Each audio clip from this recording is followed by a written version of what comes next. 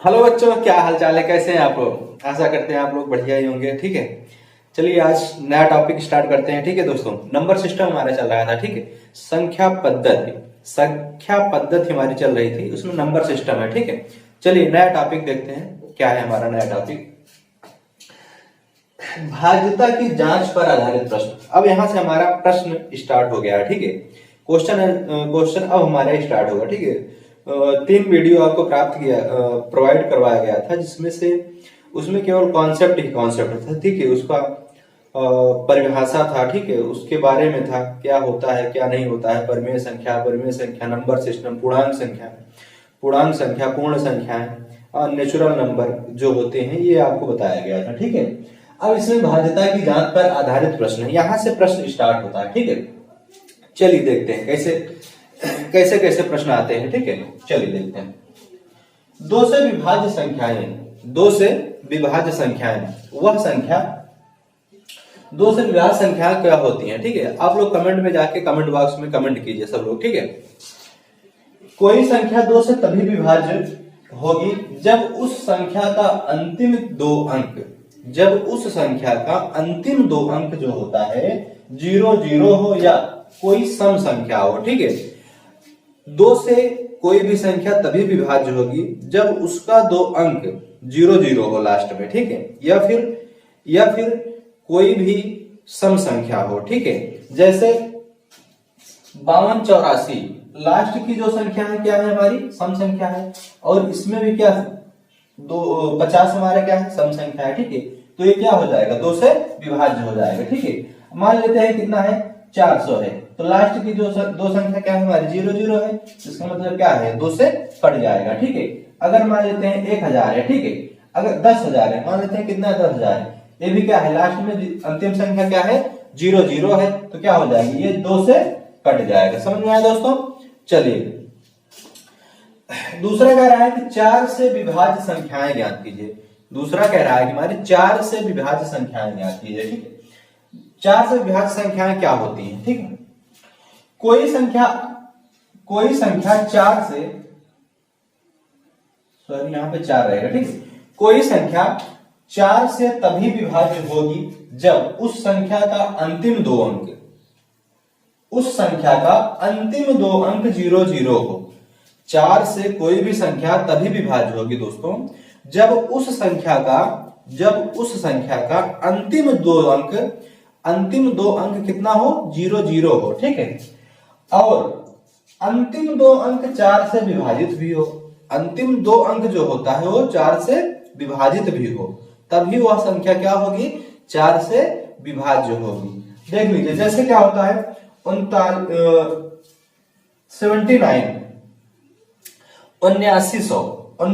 क्या हो जाएगा? 4 से विभाज्य हो जाएगा। और 35,748 ये भी 4 से विभाज्य हो जाएगा। ठीक है, अंतिम अगर दो अंक 4 से विभाज्य, अंतिम दो अंक जो होती है वो अगर 4 से विभाज्य हो रही है, तो इसका मतलब क्या है? वो 4 से विभाज्य हो जाएगी। जैसे 35 36 ये हमारी क्या है? 4 से विभाज्य हो रहा है। अंतिम दो अंक जो है 4 से विभाजित हो रहा है, इसका मतलब ये 4 से विभाज्य हो जाएगा। ठीक है, जैसे हो जाएगा 25 24 ये क्या हो जाएगी? हमारी 4 से विभाजित हो जाएगी। समझ में आया दोस्तों? ये हमारे अंतिम दो अंक अगर 4 से विभाजित हो रहा है तो क्या हो जाएगा? तो वो संख्या क्या हो जाएगी? 4 से विभाजित हो जाएगी। समझ में आया दोस्तों? चलिए, अगर हमारा वीडियो आपको पसंद आता है तो लाइक कीजिए, शेयर कीजिए, सब्सक्राइब कीजिए। ठीक है दोस्तों, चलिए अगला क्वेश्चन देखते हैं। ठीक, चलिए दोस्तों अगला टॉपिक है हमारा, कह रहा है 8 से विभाज्य संख्याएं ज्ञात करना है। ठीक है, 8 से विभाज्य संख्याएं, जब कोई भी संख्या 8 से तभी विभाज्य होगी जब उस संख्या का अंतिम तीन अंक 0 0 हो।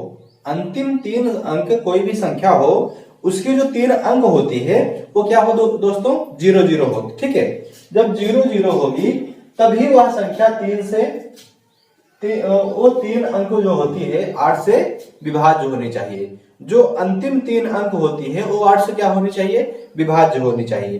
तभी क्या होगी, 8 से संख्याएं कटेंगी, ठीक है, 8 से विभाज्य संख्याएं प्राप्त होगी, नहीं तो क्या होगी, नहीं प्राप्त होगी। समझ में आया दोस्तों? फिर से देख लीजिए, कह रहा है 8 से विभाज्य संख्या है, कोई संख्या 8 से तभी विभाज्य होगी जब उस संख्या का अंतिम 3 अंक 000 हो या 3 अंक 8 से विभाजित हो। वो तीनों जो लास्ट वाली 3 संख्याएं होती है वो 8 से विभाजित होगी, तभी वो संख्याएं पूरी 8 से विभाजित हो पाएंगी। समझ में आया दोस्तों?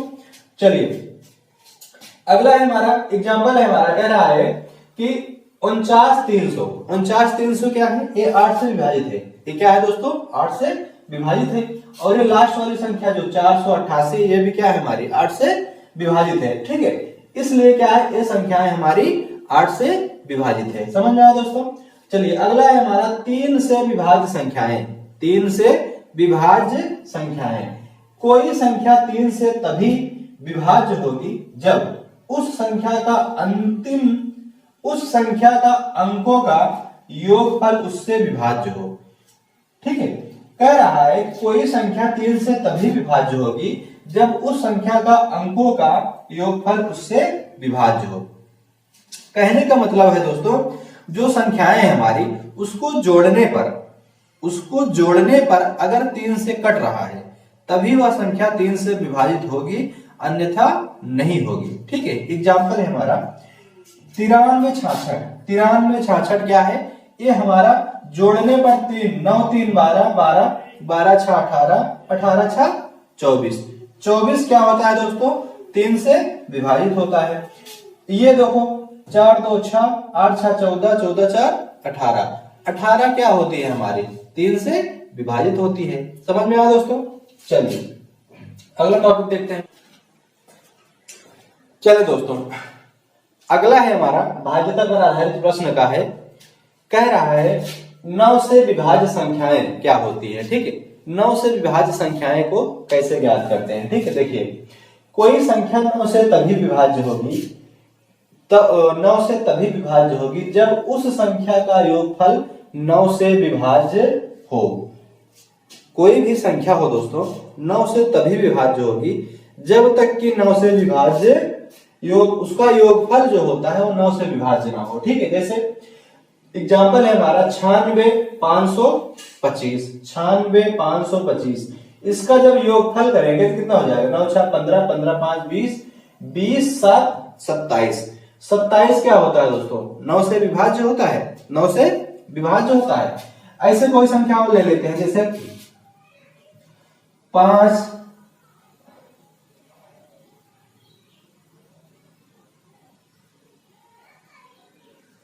ठीक है 53 और 73, इसका योगफल जब करेंगे तो कितना हो जाएगा, 5 3 8 8 7 15 15 3 18 18 क्या होता है दोस्तों, 9 से विभाजित होता है। जब 9 से विभाजित हो जाएगा, इसका जब योगफल कितना हो जाएगा 18 18 हमारा 9 से विभाजित होता है, तो क्या हो जाएगा 9 दूनी 18 हो जाएगा।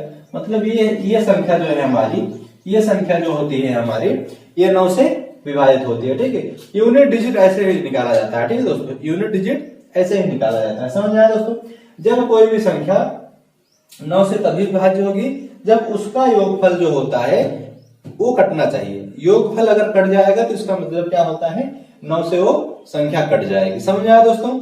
चलिए अगला है हमारा 11 से विभाज्य संख्याएं। 11 से विभाज्य संख्याएं, 11 से विभाज्य संख्या, जैसे कोई संख्या 11 से तभी विभाज्य होगी जब उस संख्या के समस्थानिक के स्थित अंकों का योग उस संख्या के समस्थानिक के स्थित अंकों का योग तथा विषम स्थानों पर स्थित योग का अंतर 0 और 11 का गुणनफल हो, तो वह संख्या 11 का गुणनफल होगा। तो वह संख्या जो होती है 11 का गुणनफल होगा। जैसे 79 और 86। ठीक है, कह रहा है कि इसमें विषम स्थानों पर स्थित है। विषम स्थानों पर मतलब एक संख्या ये हो जाएगी। ठीक है, तो एक संख्या ये हो जाएगी मतलब पहली संख्या फिर तीसरी संख्या, दूसरी संख्या फिर चौथी संख्या, ठीक है। ऐसे मतलब विषम स्थानों पर क्या होता है 8 7 15 जो विषम संख्याओं का योग होता है उसका क्या होना चाहिए गुणनफल हो, तो उस संख्या का 11 का गुणनफल होता है, ठीक है। तो 9 6 15 हो जाएगा, 9 6 15 हो जाएगा, या तो 0 हो या फिर 11 का गुणनफल हो, ठीक है। तो जब इसमें क्या करेंगे 15 और 15 का जब माइनस कर देंगे कितना हो जाएगा 0 हो जाएगा। तो इसका मतलब क्या है ये 11 से कट रहा है। 79 और 86 क्या है दोस्तों 11 से कट रहा है, ठीक है। फिर से देख लीजिए 11 से विभाज्य संख्याएं जो होती है हमारी, कोई संख्या 11 से तभी विभाज्य होगी जब उस संख्या के समस्थानी के स्थित अंकों का योग तथा विषम स्थानों पर स्थित योग का अंतर 0 और 11 का गुणनफल हो, तो वह संख्या 11 का गुणनफल होगा, ठीक है दोस्तों। उस संख्या 11 का क्या होगा दोस्तों गुणनफल होगा। समझ आया दोस्तों। चलिए आज के लिए बस दोस्तों इतना ही हो, आगे मिलते हैं कल, तब तक के लिए गुड बाय, जय हिंद।